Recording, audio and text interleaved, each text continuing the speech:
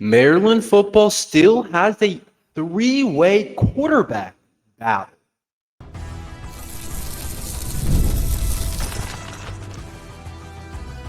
You are Locked On Terps, your daily podcast on the Maryland Terps, part of the Locked On Podcast Network.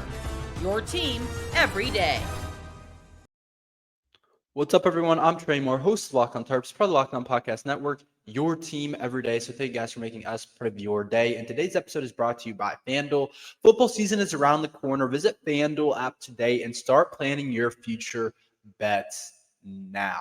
Maryland football apparently still has a three-way quarterback battle going into the season, and I have a lot of different thoughts about this. So Maryland releases their notes or whatever in their depth chart thing, and they don't actually put out a depth chart. They've done this the last couple of years, but in it says there's a three-way quarterback battle going into week one, going into the game against FAU. And so this is big news for a lot of different reasons. And it's a lot of speculation what you can kind of take from this.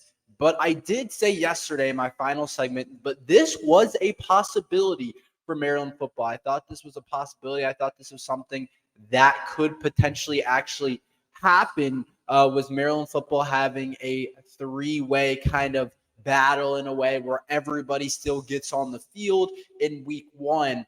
But I think a couple different things. I think who goes out there first is going to be a big deal in this quarterback battle, quote unquote. And I totally expect Malik Washington to go out there first against FAU. I don't really know. There's just so much that kind of you can speculate from this. I expect Malik Washington to be the first quarterback to go out there against FAU. And if he is the first one to go out there against FAU, I think he's the starter. I think he's done enough to kind of earn that in camp and things like that.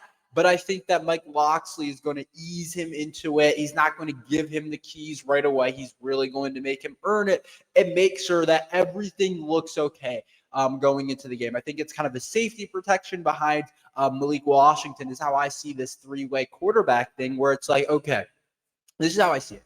If Malik goes in there and plays well against FAU, he'll play most of the game, and maybe we see Justin Martin and Christian Martin only for a series or two or whatever the case is, like not that much. And we'll say Malik Washington has 3 quarters, and then Justin and Christian Martin, the Martins, they split a quarter, like something like that. Obviously, that's not going to be the exact breakdown. And so if he plays well, we're like, okay, we can just stick with him, let him go, let him do his thing.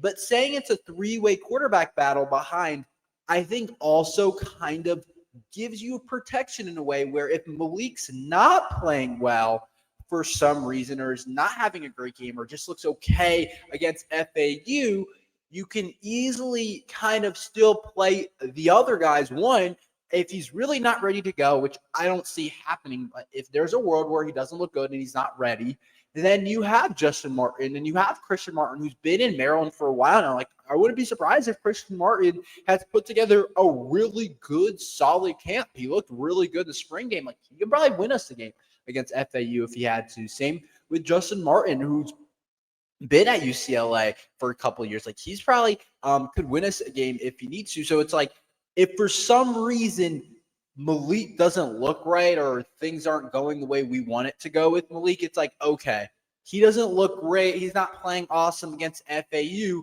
Okay, now Justin Martin, you go in for 2 drives and see how you look. Then Christian Martin, you go in for 2 drives and we'll see how you look. And I don't think that's the best path to ensuring that we win the game. I think it might take someone like Malik to get a couple drives to get into the rhythm, but I can see that as kind of a protection in case Malik doesn't look good. We can make sure we have other guys in case it doesn't look great to put in. And I think that's something that I think that's a big kind of reason why Mike Locksley's kind of not naming the starter.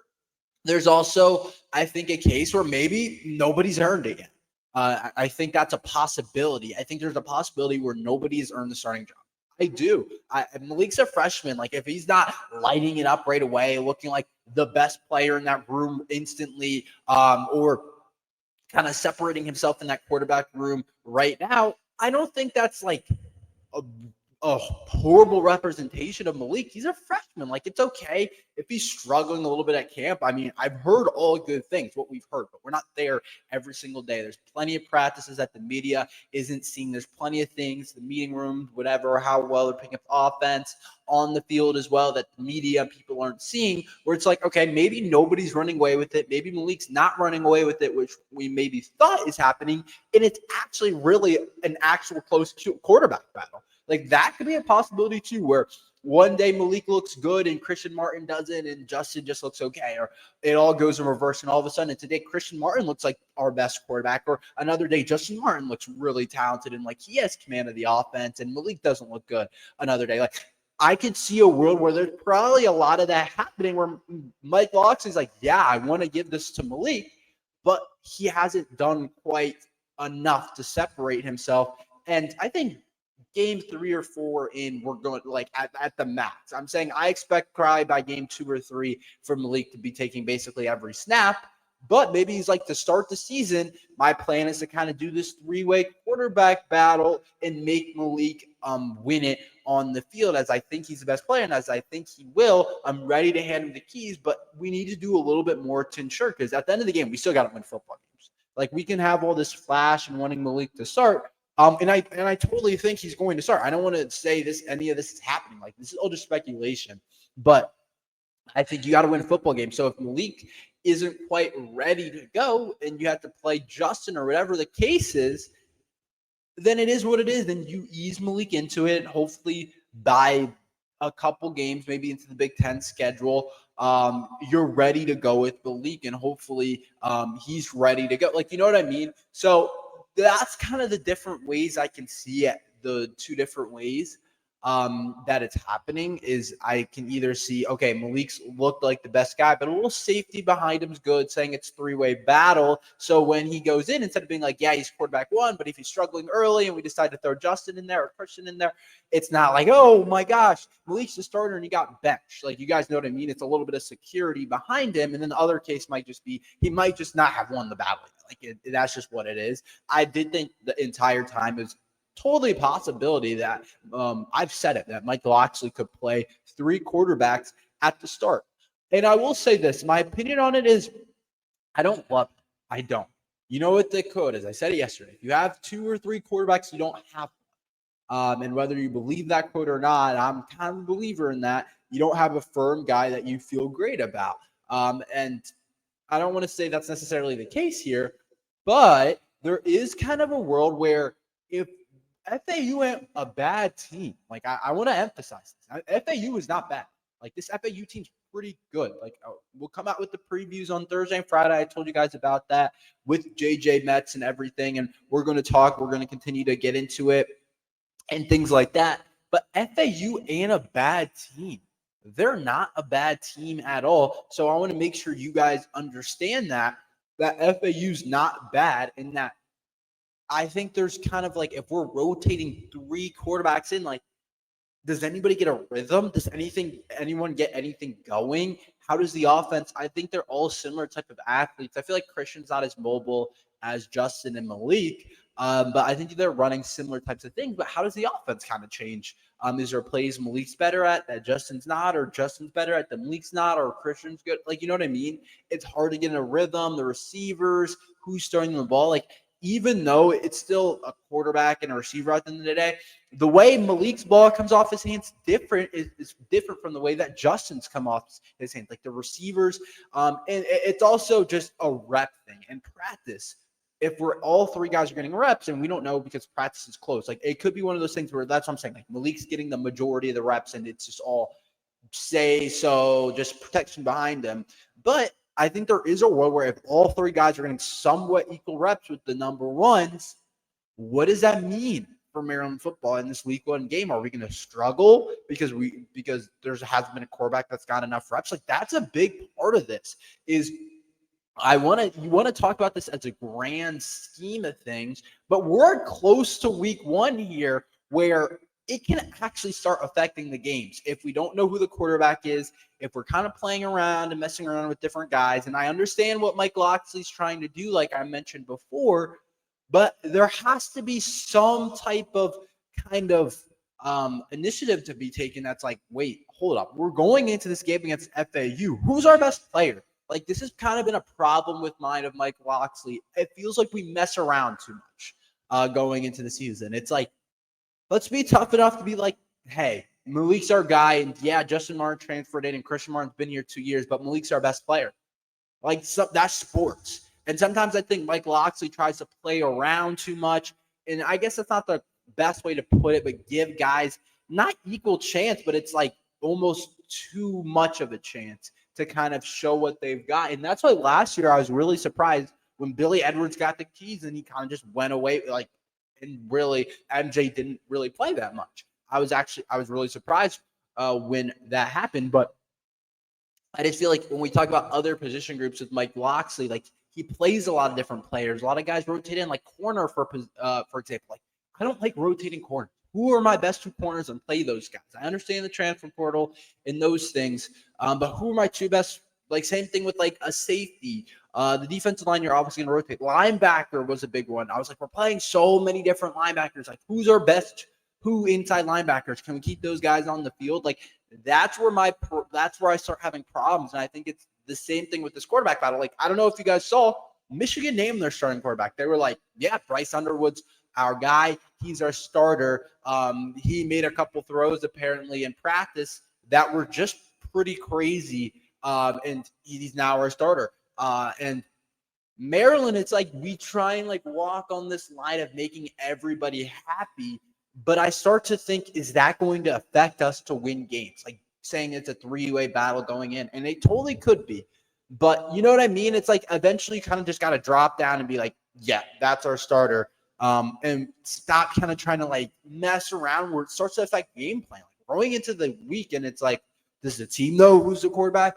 Are they getting enough reps? Like, it feels like it's starting to affect the team where it could actually hurt Maryland football. So I think it's a thing, and I do think it's something that could potentially hurt Maryland football overall in week one against FAU. But I do think that there's a world where it could just be a little bit of shadow, but we'll see exactly. We'll talk more about it headed into week one.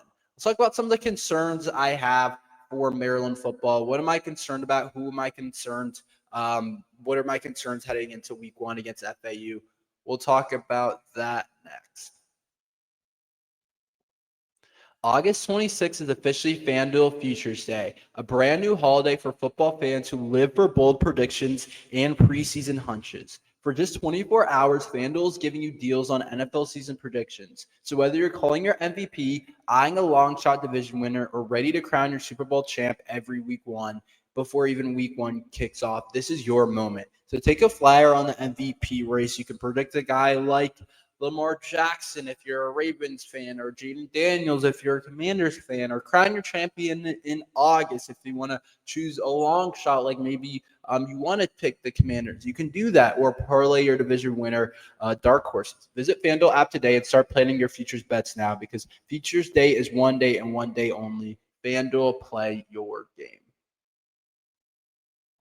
Let's talk about some concerns that I have with Maryland football going into week one against FAU. I think the number one is quarterback, but we just talked a lot about the quarterback, so I won't talk about it too much, but it's definitely a concern. I think there's just like so many levels to it. Like, at just a basic level, like, forget the names. None of these guys have played.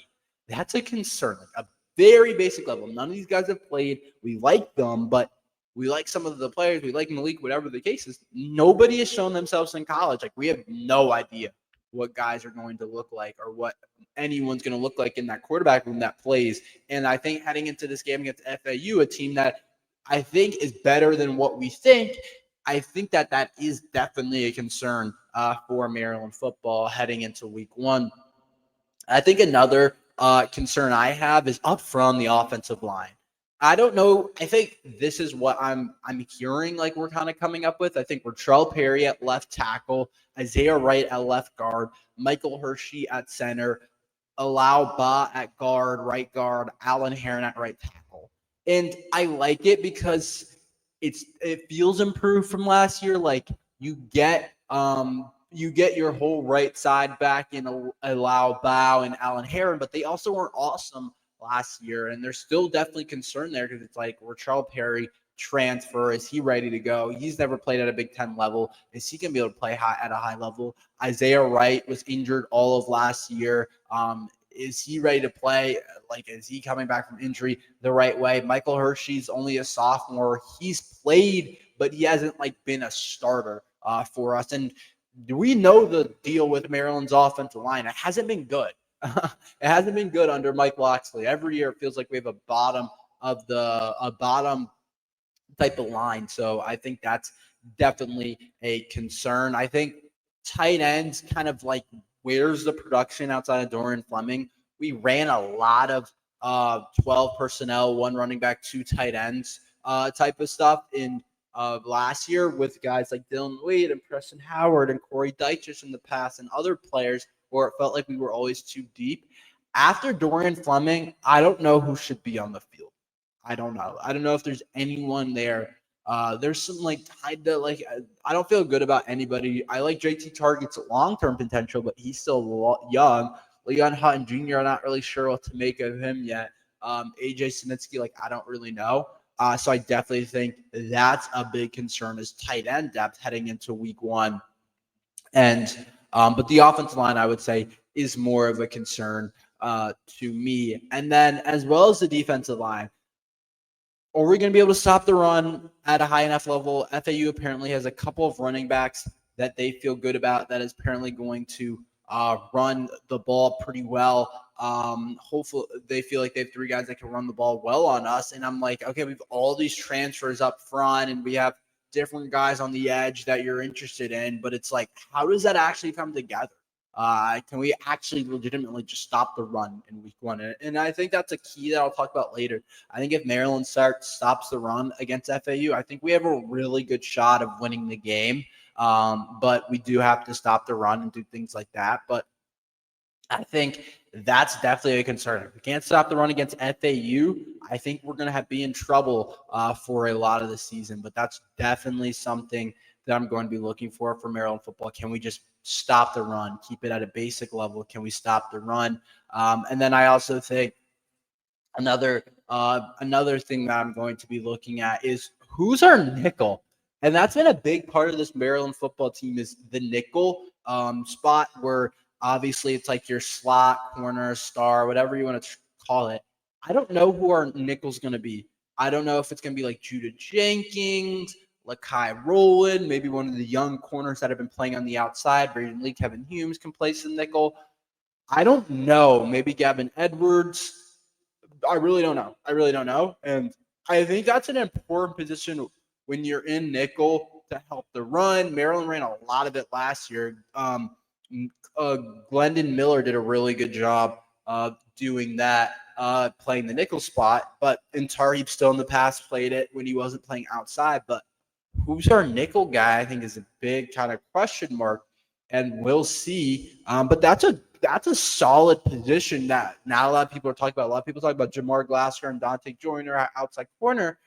Who's our nickel back? Who's that guy? And they do a lot in coverage, and if you have a bad one, they can get targeted a lot. So I think that's definitely a problem and definitely a concern. So those are some of the concerns that I've kind of outlined that I feel like is something for Maryland football. I think the biggest one is definitely Maryland quarterback, but we're getting closer to game time. We'll see if anything else comes out about the quarterback battle. Guys, you've probably heard of Viagra. Maybe if you've even tried it. But if you're looking for something beyond the usual pill, it's time to meet Rougiette Ready. Rougiette Ready is a next-gen prescription treatment designed to amplify arousal in the brain and boost blood flow. Unlike the usual pills that can take hours, Rougiette's 3-in-1 formula dissolves under your tongue and kicks in fast. On average, in 15 minutes, effects can last up to 36 hours, so you can stay confident and in control when in the moment is right.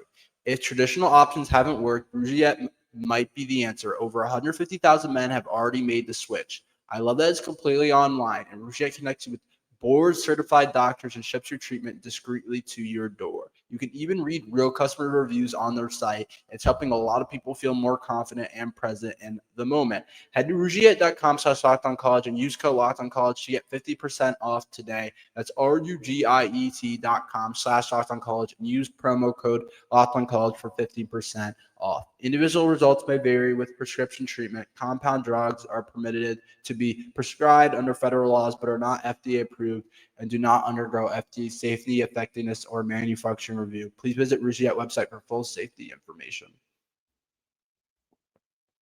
So let's talk a little bit about Zion Elee. It's just a small story, but I do think it's interesting.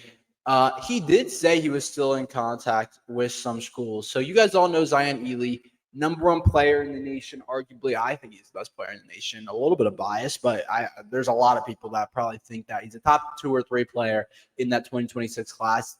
Freak of nature. He's an edge. He has a chance when he comes here. He's committed here, obviously. The best commitment that we've ever had. I'll go ahead and say that. Just based off of talent and just based off of where he's ranked, we haven't seen a guy like this come to Maryland football. Had every offer in the book. I still don't know exactly how we got him. I don't know. But we landed him. He's a DMV guy. He goes to St. Francis.